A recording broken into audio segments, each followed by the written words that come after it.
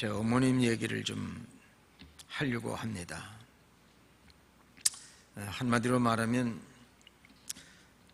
기도로 한평생을 사셨던 기도하는 어머니셨습니다. 하루라도 기도하는 시간을 가지시지 못하신다거나 또는 정한 기도 시간을 채우지 못하는 날이면 편치 아니한 모습으로 이렇게 지내시다가 가까스로 흡족할 만한 기도 시간을 가지고 기도하시게 되면 얼마나 좋아하시는지 지금도 눈에 선합니다. 6.25 사변 때 피난길에 올라서 그때 생각해 보니까 30일 조금 넘었던 것 같아요. 근데 그때는 제 아랫동생이 없었고 저 혼자인데 아버님은 미리 이렇게 남아야 하셔서 부산에 가 계셨고 어머니와 저는 피난길에 피난민의 행렬을 따라서 나무로 피난 생활을 할 때입니다. 그 젊은 나이에 참 힘들었겠다 하는 생각이 듭니다. 저녁이면 저에게도 무릎을 꿇게 하고 하나님, 빨리 전쟁이 종식되고 헤어졌던 아빠와 저희 가족이 함께 만나서 행복하게 살 수 있도록 축복해 주세요. 그 떨리는 음성으로 그렇게 기도를 하시는데 기도를 마치고 난 다음에 보면 눈시울이 축축하게 젖어 있었던 모습이 지금도 눈앞에 선합니다. 어머님의 경우에 있어서는 기도가 곧 영혼의 호흡이었죠. 우리 육체가 건강을 위해서 영양가를 필요로 하듯이 우리의 기도 생활이라고 하는 것은 영혼의 양식이죠. 우리 어머니는 빈들의 마른 불같이 시들어지지 않는 그런 삶을 기도를 통해서 얻으셔 가면서 사시다가 백사를 바라보시면서 하나님의 부르심을 받으셨습니다. 물론 그분은 떠나셨지만 그분이 뿌리셨던 기도의 열매 저는 잊을 수가 없습니다. 목회 현장에서 그걸 완연하게 체험을 하면서 항상 감사한 마음을 가지고 목회의 여정을 마칠 수가 있었고 지금도 그 열매를 보면서 감사한 마음을 가지고 살아가고 있습니다. 그 열매 가운데 한 가지가 뭔고 하면 가장 중요한 것이 같지요.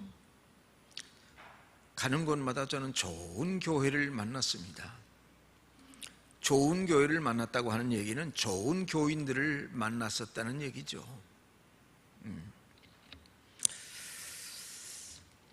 어머님이 생각이 날 때가 참 많습니다. 그래서 저희 서재에는 어머님의 초상화를 붙여놓고 늘 그 앞에서 어머님을 생각하면서 지금도 하루에 2번씩은 꼭 기도하고 있습니다. 우리 어머님처럼 저도 주님 부르시는 그날까지 기도하면서 하나님의 인도를 받게 하여 주옵소서. 그런데 그 사도행전 3장에 있는 말씀에 보니까 베드로와 요한이 시간을 정해놓고 기도했어요. 그 시간이 제9시입니다. 그 제9시는 지금 시간으로 몇 시쯤 되는가 하면 오후 3시쯤 됩니다. 그 시간이면 성전에 올라가서 기도를 드리곤 했었어요. 그러던 어느 날, 그날도 그 정한 기도 시간에 맞춰서 성전으로 가고 있는 도중에 나면서부터 걷지 못하는 장애인을 만나게 됩니다. 기도하는 사람이니까 기도하러 가다가 그런 분을 만나게 되니까 마음에 동함이 있을 것 같죠. 그래서 그 장애인을 위해서 기도했는데 기적이 일어났어요. 나면서부터 안진병했던 사람이 벌떡 일어난 거예요. 뭐 베드로가 의료적인 어떤 방법에 의해서 그 사람을 일으킨 것이 아니고, 그것도 기도하면서 그런 것이 아니라 기도하러 가다가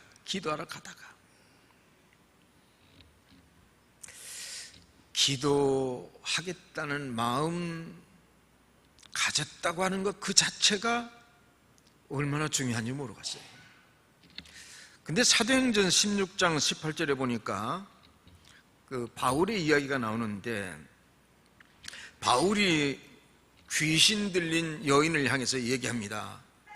예수 그리스도 이름으로 내가 네게 명하노니 그에게서 나오너라. 명을 하셨는데 귀신이 즉시 나왔어요. 근데 어떻게 귀신을 쫓아냈는가, 그 이유를 우리가 16절 이하에 있는 말씀에 보니까 우리가 기도하는 곳으로 가다가 점치는 귀신 들린 여종 하나를 만나니 그랬습니다.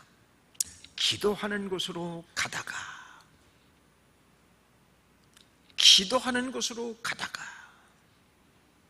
여러분, 이렇게 기도라고 하는 것은요, 우리가 기도할 때에도 우리가 생각지 못했던 놀라운 에너지, 이 동력이 생기지만은 기도하려고는 마음을 가졌다고 하는 것 자체가요 얼마나 큰 파워를 가져오는지 몰라요.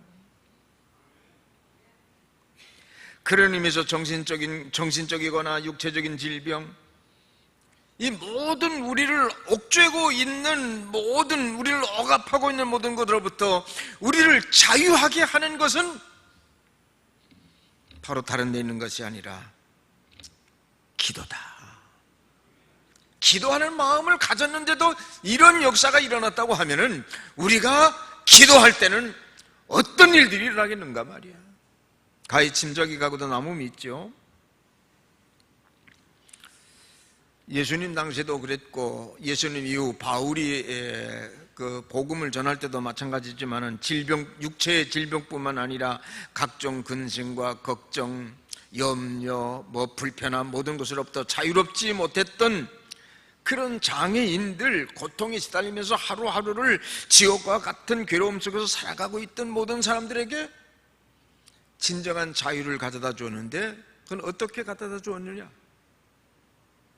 기도하러 가다가, 기도 중에 이런 일들이 일어났다고 말이죠. 그런 의미에서 보면 이 모든 묶임, 우리를 옥죄이고 있는 모든 묶임과 눌림, 근심과 걱정으로부터 우리를 자유하게 할 수 있는 것은 뭐냐? 쉬지 않고 기도하라. 틈나면 기도해라. 무시로 기도하라. 쉬지 말고 기도하라. 그래서 오늘은 세 가지, 왜 우리가 기도해야 되는지 세 가지에 대해서 간략하게 말씀을 드리려고 하는데, 첫째로 드리려고 하는 말씀은 시험에 들지 아니하려면 기도해야 됩니다. 시험 들었다 하면 그건 뭡니까? 기도하지 않았기 때문에 시험 든 거예요. 마태복음 26장 41절에서 예수님께서 제자들에게 하신 말씀이에요. 시험에 들지 않게 깨어 기도하라. 마음에는 원이로되 육신이 약하구나. 기도로 깨어 있지 못한 제자들을 바라보면서 주님이 가슴을 치면서 아파하셨던 이야기예요. 누가복음 22장 46절에 있는 말씀에 보니까 이르시되 어찌하여 자느냐? 시험에 들지 않게 일어나 기도하라. 이렇게 예수님께서는 일찍이 제자들에게 시험에 들지 않기를 위해서 기도하라고 말씀하셨어요. 이 말을 다른 말로 말하면 기도하지 않으면 시험 든다고 말이야. 시험 들었다고 하는 것은 기도하지 않았다는 얘기거든요. 이거는 예수님뿐만 아니라 바울의 경우도 마찬가지입니다. 바울은 어떻게 얘기했습니까? 바울은요, 모든 시험을 능히 대적할 수 있는, 이길 수 있는 그것이 바로 기도에 있단 말이에요. 그래서 에베소서 6장 11절 이하에 있는 말씀에 보니까 마귀의 간궤를 능히 대적하기 위하여 모든 기도와 간구를 하되 항상 성령 안에서 기도하고 이를 위하여 깨어 구하기를 항상 힘써라. 시험 들었다 하는 얘기는 기도하지 않았다는 얘기입니다. 기도하지 않았다는 얘기예요. 근데 고연히 짜증스러운 거예요. 쪼잔히 짜증스럽고요, 그냥 화가 나고요. 왜 그랬습니까? 물론 상대적이기도 할 수 있겠지요. 누군가가 나에게 짜증나는 일을 만들었고 화나게도 만들어놨는지는 모르겠지만은 기도하는 사람들은 그걸 여과시킬 수 있는 능력이 있어요. 예? 여과시킬 수 있는 능력이 있어요. 그러니까 그것 때문에 짜증을 부리고 그것 때문에 화를 냈다고 하면, 다른 말로 말하면 기도하지 않았기 때문에, 넘어서지 못했다는 거예요. 기도하지 않았기 때문에.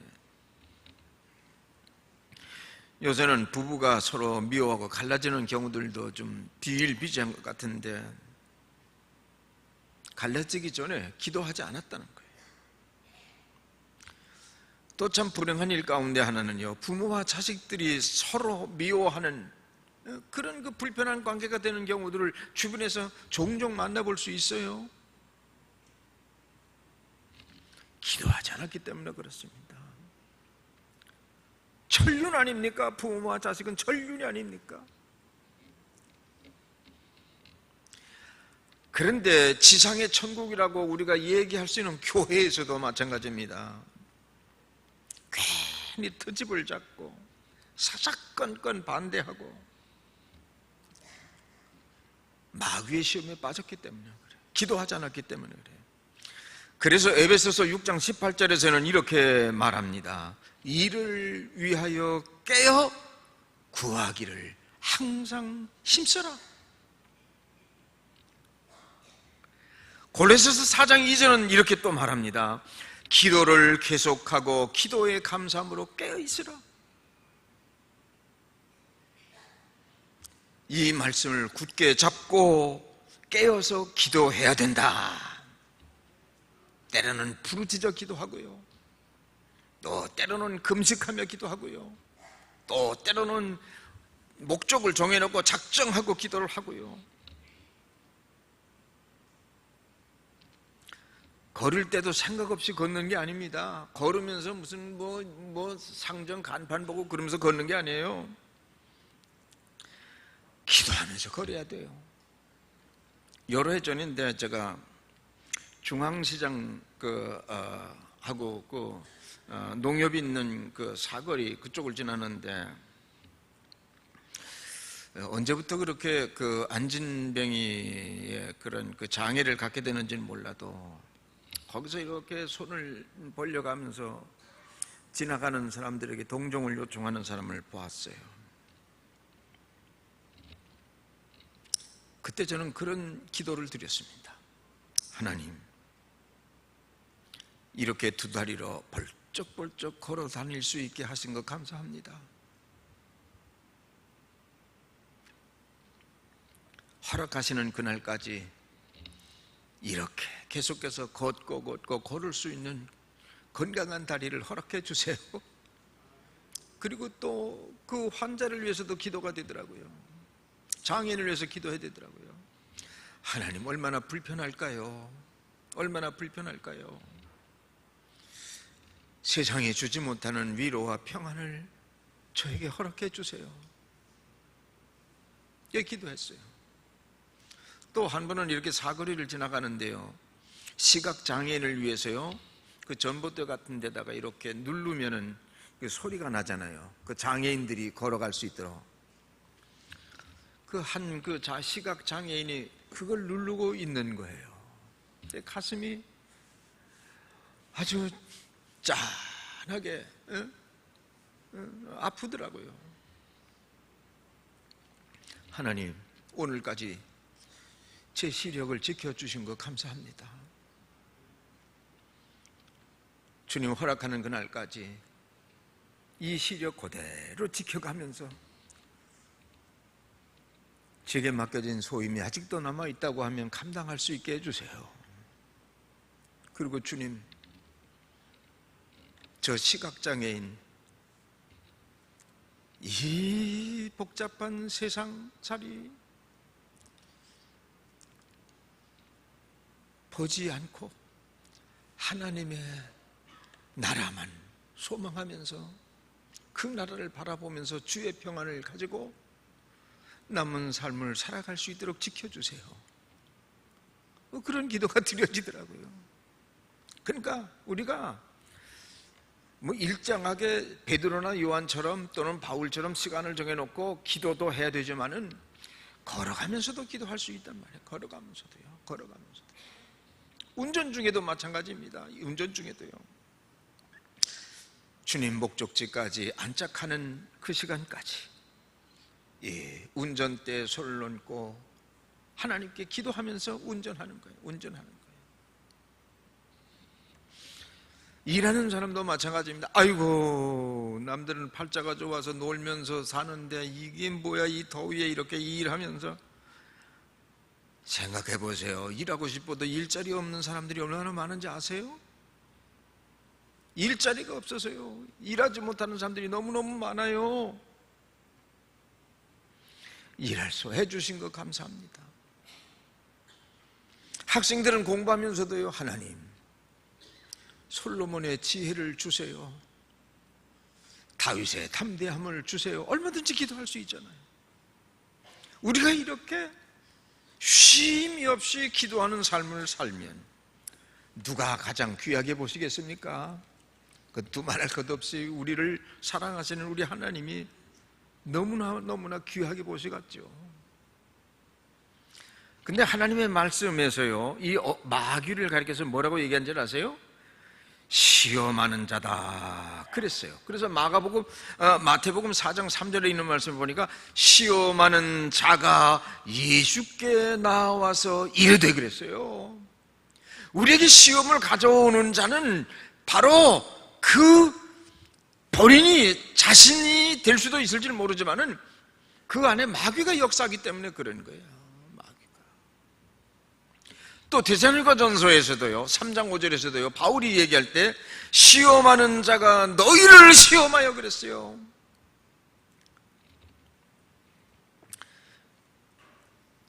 시험하는 자 곧 마귀는 하나님의 택한 자들을 미혹해서 시험에 빠뜨리는 악하고 더러운 영입니다. 이 영과 더불어 대적하기 위해서는 우리가 깨어 기도해야 되죠. 그런 면에서 어떤 분은 이 기도는 영적 전쟁이라고 그랬어요. 영적 전쟁. 근신하라, 깨어라. 너희 대적 마귀가 우는 사자와 같이 두루 다니며 삼킬 자를 찾나니 그랬어요. 마귀들의 가장 큰 사명이 뭔 줄 아세요? 마귀들의 가장 큰 사명은요, 기도를 중단시키는 일이요. 기도를 못하게 하는 일이요. 어떤 방법이든지 어떤 수단을 다 동원해서든지 기도하지 못하게 하는 거예요. 아이고, 요새 바빠가지고 기도 못했다. 그 바쁜 건 핑계예요. 마귀의 역사가 있다는 사실을 기억하시기 바랍니다. 그렇기 때문에 사람이 시험에 들면 제일 먼저 나타나는 반응이 뭡니까? 시험에 들면 기도가 소홀해지기 시작하는 거예요. 기도가 소홀해져요. 여러분 다 경험해 보셨죠? 요새는 왜 이렇게 내가 기도에 게을렀는지 몰라. 왜 그런지 아세요? 시험 들었는지 안 들었는지를 확인해 봐야 돼요. 여러분, 시험이라는 것은 그 자신 개인뿐만 아니라 그 가정까지도 또는 교회까지도 파멸에 이르게 하는 강력한 파워를 가지고 계속해서 도전해 오는 거예요. 그래서 아가서 2장에서는요 이렇게 말합니다. 포도원을 허무는 작은 여우를 조심하라 그랬어요.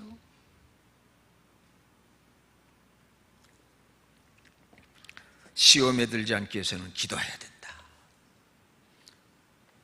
두 번째는 우리에게 주어진 맡겨진 사명을 잘 감당하기 위해서는 기도해야 돼요. 사명 감당을 위해서 기도해야 돼요.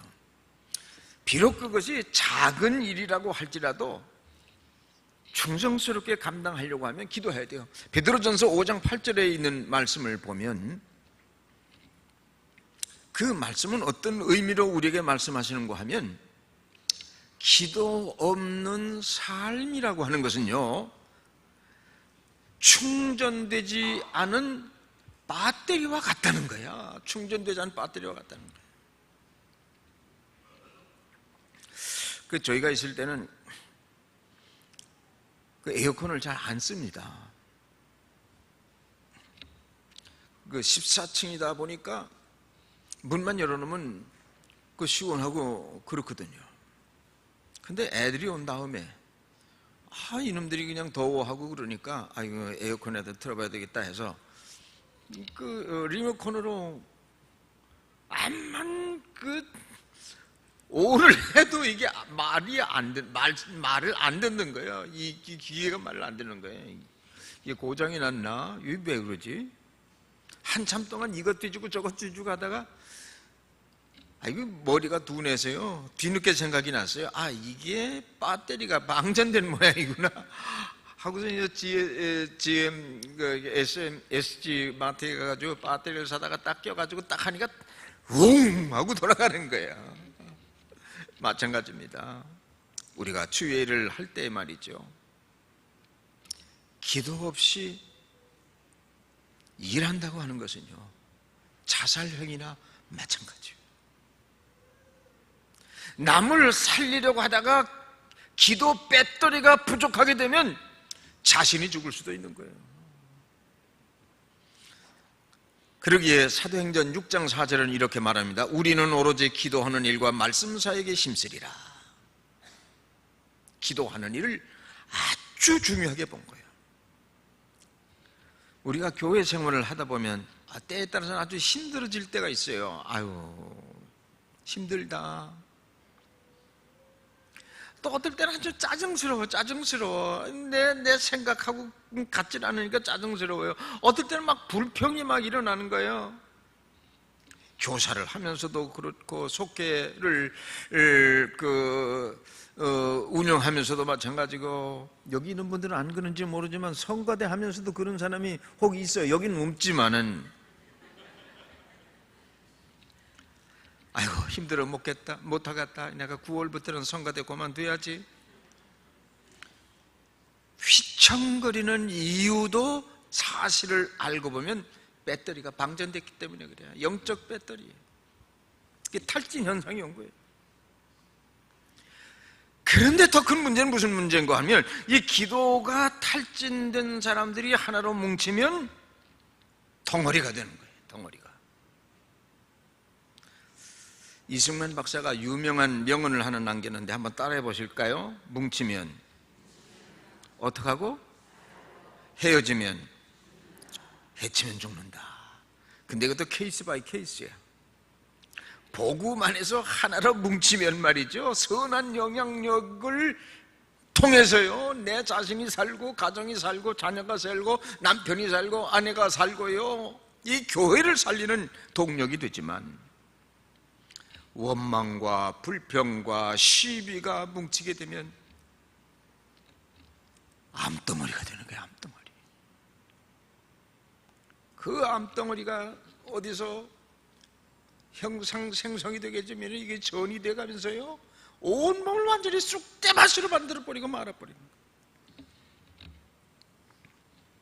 여러분, 사명을 맡으신 분들은 기도의 줄을 놓치지 마시기 바랍니다. 힘들어질 때, 어려워질 때, 그때는 기도해야 될 때입니다. 그래서 영적인 배터리를 재충전해가지고요, 다시 출발해야 돼요. 마지막 세 번째로 우리가 기도해야 될 이유가 있는데, 우리의 믿음이라고 하는 건 그냥 성장하는 것이 아닙니다. 믿음의 성장은 기도로 이루어지는 것입니다. 쉬지 말고 기도하라. 그런데 데살로니가 전서를 통해서 보면요, 바울의 걱정거리가 있어요. 바울의 걱정거리가 무엇인지 아십니까? 데살로니가 전서 3장 10절에 있는 말씀 보니까 주야로 심히 간구함은 너희 얼굴을 보고 너희 믿음이 부족한 것을 보충하게 하려 함이라. 이 데살로니가 교회 교인들의 믿음이 없는 게 바울에게 있어서는 마음의 큰 아픔이었어요. 마음의 아픔, 믿음이 없는 것이.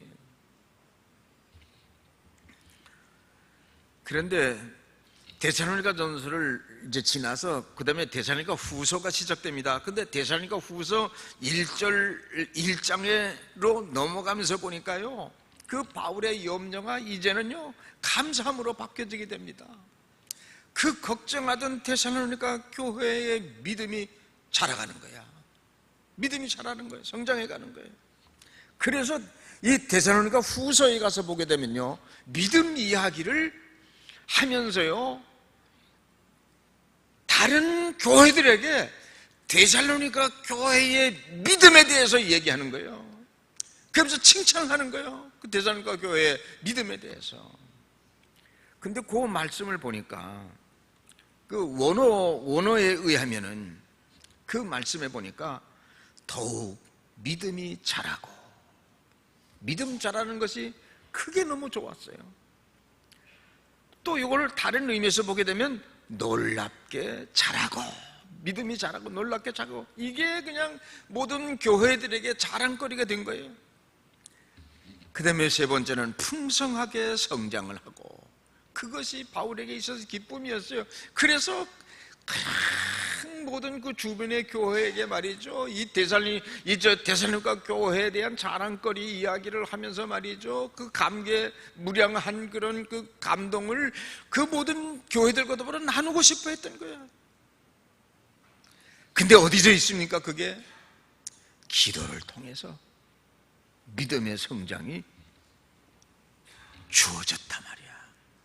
여러분, 큰 믿음 주옵소서 여러분 원하시죠? 큰 믿음 주옵소서 하는 마음을 가지고 살죠? 기도하세요. 기도는 제 충전의 그런 동력이 되는 것입니다. 믿음이 얼마나 중요한지요. 가나안 여인을 만났어요, 예수님이. 주여, 내 딸의 병을 고쳐주옵소서. 내가 능히 내 딸의 병을 고쳐줄 줄로 믿느냐? 예, 제가 믿습니다. 그때 예수님께서 그 여인에게 뭐라고 말씀하세요? 내 믿음이 크도다. 내 믿음이 크도다. 어떻게 믿음이 큰 걸 알았어요? 주여, 고쳐주시옵소서. 내가 능히 내 딸의 병을 고쳐줄 줄로 믿느냐? 제가 믿습니다. 이게 기도 아닙니까? 그때 예수님께서 뭐라고 말씀하십니까? 내 믿음이 크도다. 내 소원대로 될지어다 그랬어요. 가나안 여인의 그 죽음 앞에선 경계선에 있는 그 딸을 살려낸 에너지는 바로 기도의 에너지입니다. 우리 한번 따라해 보실까요? 히브리서 11장 1절입니다. 믿음은 바라는 것들의 실상이요. 우리는 먼저 보면서 기도하는 거예요. 먼저 보는 거예요. 이루어질 줄로 믿고 그 실상을 보면서 기도하는 거예요. 기도하는 거예요. 뭐 이런 말씀을 드려서 죄송하지만은 6.25를 거치면서요, 미군들이 레이션 박스를 뜯어가지고 거기서 초콜릿도 나눠주고 껌도 주는데 얼마나 좋아하는지 몰라요. 그때 생각하기를, 야, 나도 한번 저 나라 한번 가보고 싶다. 그 꿈을 꾸기 시작했어요. 그래서 중학교 들어가면서부터요, 다른 공부는 좀 게을리 했어도 영어는 열심히 했어요. 고등학교를 졸업하고 대학을 들어갔어도요. 그러면서 저도 모르게 갈 기회가 없는 거예요. 미국 들어갈 기회가 없는 거예요. 근데 공부하다 보니까 토플 시험을 쳤는데 어떻게 합격됐어요? 잘못돼가지고요.